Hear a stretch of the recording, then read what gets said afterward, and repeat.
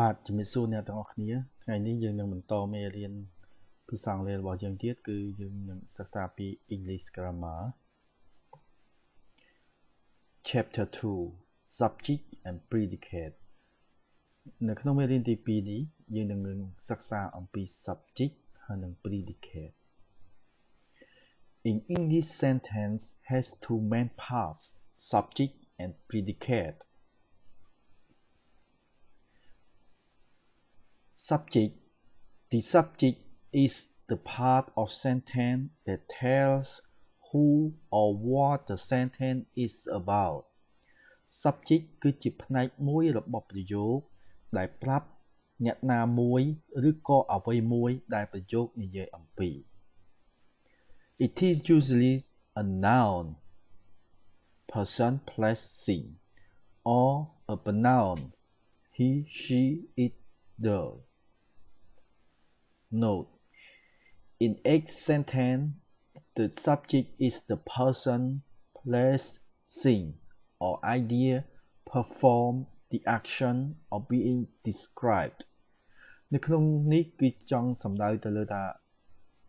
ក្នុងប្រយោគនេះមួយគឺមាន subject ដែល subject នោះវាអាចជា person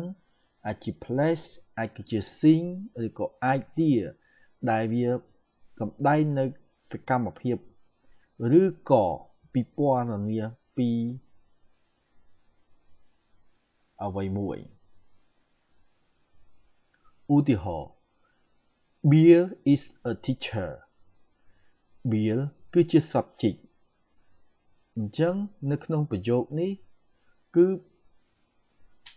ចង់ពិពណ៌នាថា Bill គឺជាគ្រូបង្រៀនBill is the subject. The person is a teacher. My son is playing football in the garden. My son គឺជា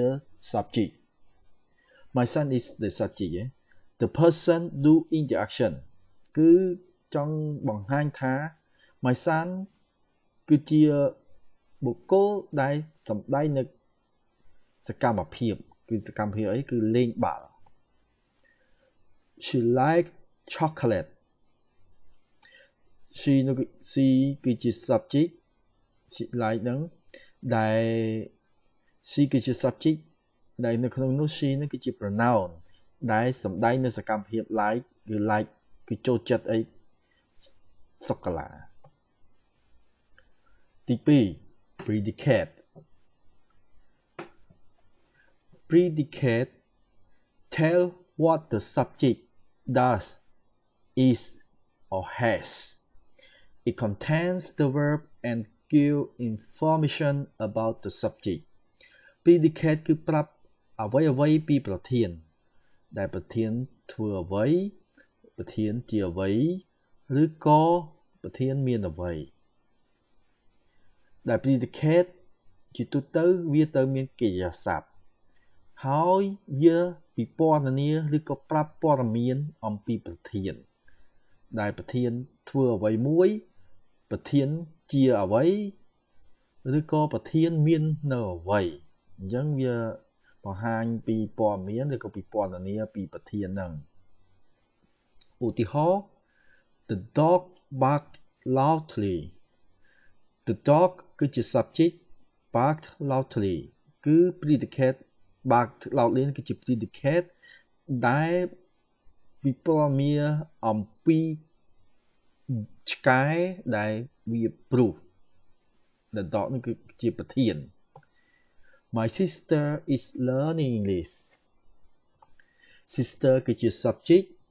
is learning English គឺជា predicate ចឹង predicate is learning English គឺចង់ប្រាប់ថាប្រធាន My sister នឹងគឺកំពុងតែរៀនភាសាអង់គ្លេស He has a car He គឺជា subject has a car គឺជា predicate គឺចង់សម្ដែងឬក៏ប្រាប់ព័ត៌មានថា subject he គឺមានឡានមួយគ្រឿង Predicate may appear in two parts in sentence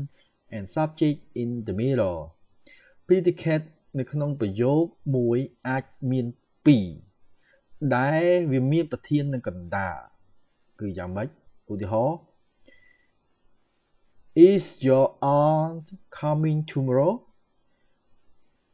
is គឺជាកិរិយាសព្ទដែលវាជា predicate coming come ដែល come ហ្នឹងគឺជាកិរិយាសព្ទដែរអញ្ចឹង to coming tomorrow គឺជា predicate អញ្ចឹងយើងដឹងហើយ predicate គឺវាតែងតែ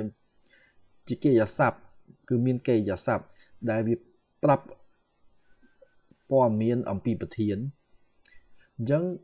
your aunt គឺជា subject ឃើញវានៅចន្លោះកណ្ដាល Have you ever been to India have គឺជា predicate you ជា subject ever been into India គឺជា predicate Where are you going now where គឺជា predicate you គឺជា subject going គឺជា predicate Sometimes in sentence consists of predicate only ពេលខ្លះនៅក្នុងប្រយោគគឺមានតែ predicate ប៉ុណ្ណោះឧទាហរណ៍ take a seat please អញ្ចឹងវាអត់មានប្រធានទេប៉ុន្តែក៏វានៅសំដែងឬក៏ប្រាប់ព័ត៌មានអំពីប្រធានដែរដែលយើងអត់ដឹងថាប្រធាននោះជានរណាទេព្រោះមិនបានទៅសេក្នុងប្រយោគហ្នឹងគឺបានថាបុគ្គលទី1បានប្រាប់ទៅបុគ្គលទី2ឲ្យអង្គុយចុះអញ្ចឹងបុគ្គលទី1ហ្នឹងគឺជាប្រធានដែរប្រាប់ទៅបុគ្គលទី2គឺដោយប្រាប់អញ្ចឹងឲ្យអង្គុយចុះគឺ take a seat please នេះគឺចង់ប្រាប់ពីព័ត៌មានថាបុគ្គលទី1បានប្រាប់ទៅបុគ្គលទី2ឲ្យអង្គុយចុះ speak more slowly please អាហ្នឹងគឺជា predicate how often វាគួររំធត់យ៉ាងណាទៅអញ្ចឹងនៅក្នុងមេរៀនទី2នេះគឺស្របមកគឺចង់សម្ដែងសំទោសគឺចង់និយាយអំពី subject និង predicate subject គឺជាប្រធានដែលវាប្រធាននឹងយ៉ាងម៉េចគឺវាប្រាប់អ្នកណាមួយឬក៏អ្វីមួយដែលប្រយោគនិយាយអំពីបានថាប្រធានគឺជានៅក្នុងនេះគឺជាអ្នកសម្ដែងនៅសកម្មភាពឬក៏ប្រធាននឹងប្រាប់ទៅអ្នកណាមួយឬក៏ធ្វើអ្វីមួយនៅក្នុងប្រយោគហ្នឹង predicate គឺចង់សំដៅទៅលើទម្រង់វាដែលវាមានជាកិរិយាសព្ទ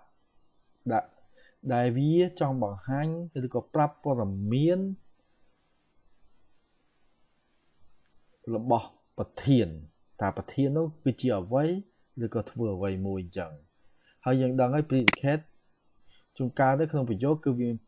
2ដែលវាមានញែកគ្នាដោយប្រធានគឺប្រធាននៅចន្លោះកណ្ដាលហើយពេលខ្លះទៀតគឺក្នុងប្រយោគមួយគឺមានតែ predicate ទេគឺអត់មានប្រធានទេបាទសូមអរគុណអ្នកទាំងអស់គ្នាដែលបាន